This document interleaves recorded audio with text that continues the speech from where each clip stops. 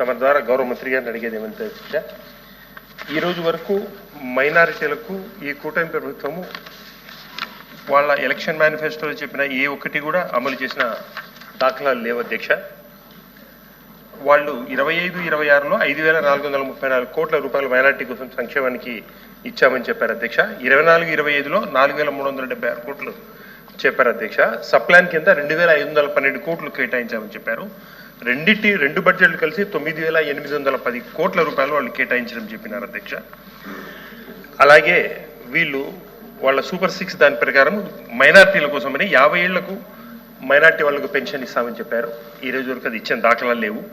ఈద్గా కబ్రస్థానాలకు స్థలాలు ఇస్తామని చెప్పారు, అవి ఇచ్చిన దాఖలాలు లేవు.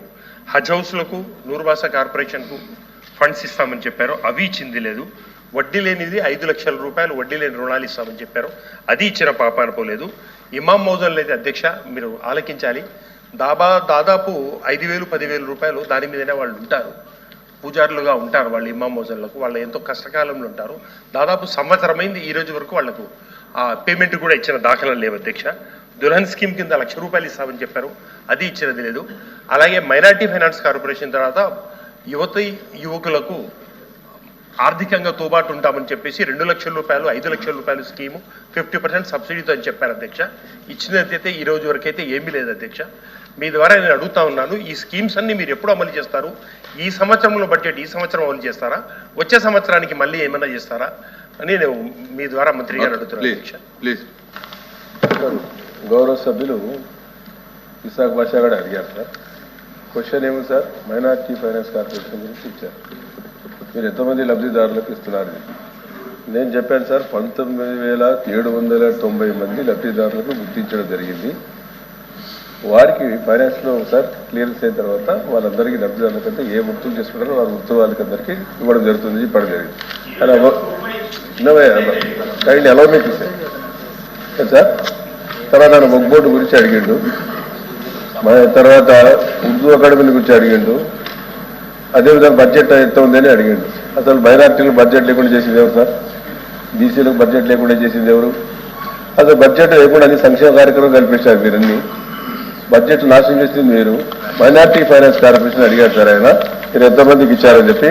మైనార్టీ కార్పొరేషన్ ఏర్పాటు చేసింది తెలుగుదేశం పార్టీ, గౌరవులు చంద్రబాబు నాయుడు గారు, ఎన్టీ రామారావు గారు. అప్పుడు అంతవరకు మైనార్టీకి ఏమైనా ₹1 రూపాయి ఉండేదా? ఓ బడ్జెట్ ఏమైనా కేటాయించారా?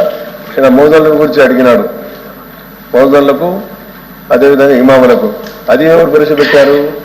మహానుభావు చంద్రబాబు నాయుడు గారే. మీరేమైనా పెట్టారా? మీరేమైనా ₹1 ఇచ్చినారా?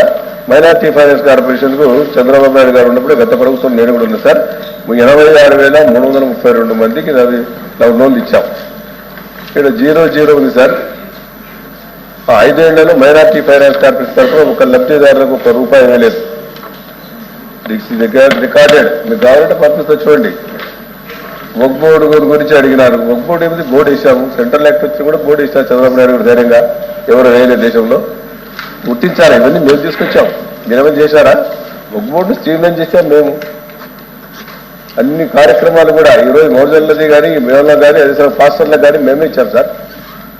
వారు అడిగారు సార్, విక్రాంత్ గారు ఏదో ఒక విషయం అడిగారు, ఎంతమంది లబ్ధిదారులు అంటే చెప్పాను నేను. 19,000 దాదాపుగా 26,000 అప్లికేషన్ వచ్చినాయి. దాంట్లో మీరు చెప్పినట్టుగా 19,790 మందికి లబ్ధిదారులు గుర్తించడం జరిగింది. ఆ 26 ప్రకారం ఫైనాన్షియల్ గా ఇబ్బంది లేకపోతే ఇక మీరు చెప్పినట్టుగా 26,000 మంది కూడా ఇవ్వడానికి చేస్తామని తెలియజేస్తాం సార్.